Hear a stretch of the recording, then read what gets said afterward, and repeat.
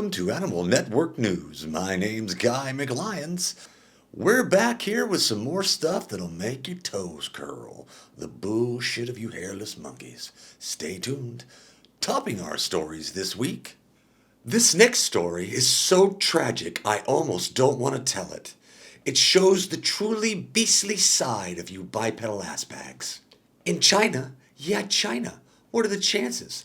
Hundreds of my domestic cousins, the common house cat, were rescued by a few hairless monkeys that are less shitty than the rest of you.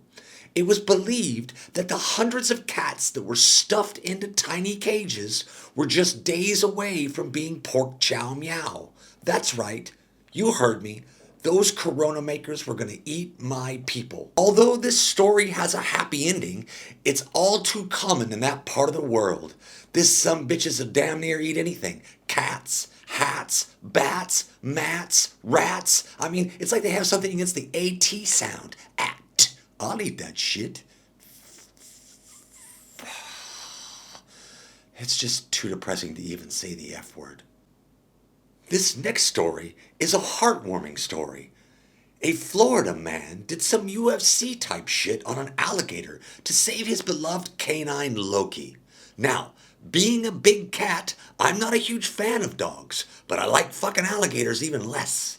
They are some creepy sons of bitches, all scaly and shit, just sitting on the bank, waiting for some unfortunate mofo to get thirsty and go for a drink. It's just a shitty way to get a meal. Anyway, this man, Trent Tweedle, put the fucking smack down on this gator who tried to pull his poor Loki into the water for a little afternoon snack. It takes some balls to jump on a 13-foot alligator, but the man loves his canine. Trent said he recruited some help to trap the gator. Looks like the human wants some payback. If it was me, I'd gut that gator and make a nice pair of boots and a matching jacket for the dog. I'm just saying. Payback is a bitch. This next story comes from across the pond. Britain has taken the lockdown serious, but how serious is too serious? They had their citizens worried over such a ban. We would call it in America the booty call ban. It read that 2 or more people that weren't from the same household couldn't spend the night together, and they could be fined if they were caught. First off, encouraging people who do live together in the same household to spend the night together is why so many people in Europe look like a bunch of inbred hillbillies from Kentucky. Chauncey. And second, how the hell are you going to enforce this shit? Like, what are you going to do? Put together some sort of booty call task force? You going to be kicking in doors and turning off people's Netflix? Well, I'm not human, but I'm pretty sure I know how this stupid shit was received by everyone. Needless to say, in 9 months, there are going to be a shit ton of babies named Coven or Rona or Conan or some other stupid shit you humans think is witty. Something that has something to do with the virus. Fudge buckets.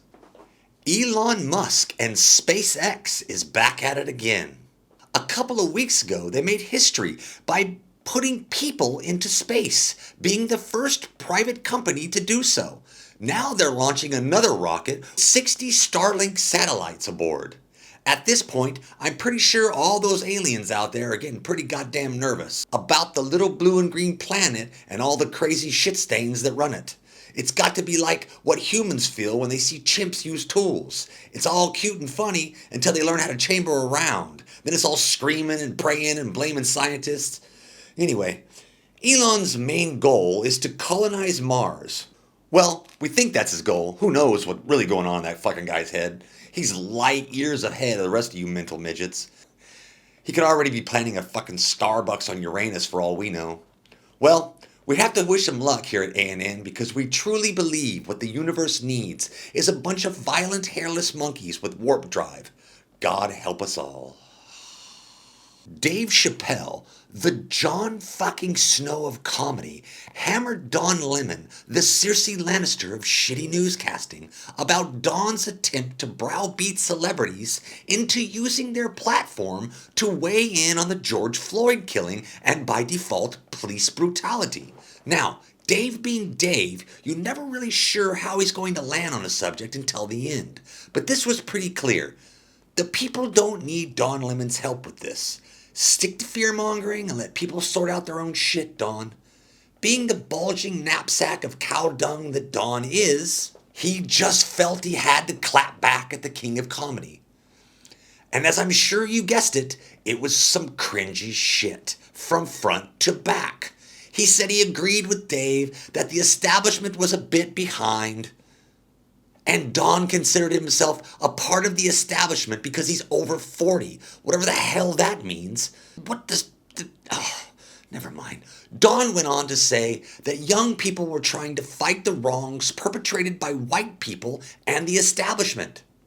Yeah, basically just more of the racist shit you've been hearing from the left. Liberal sleight of hand. Yell racist out your pie hole and then sling racist shit from the other side of your mouth. Super good plan, Donnie. Super good plan.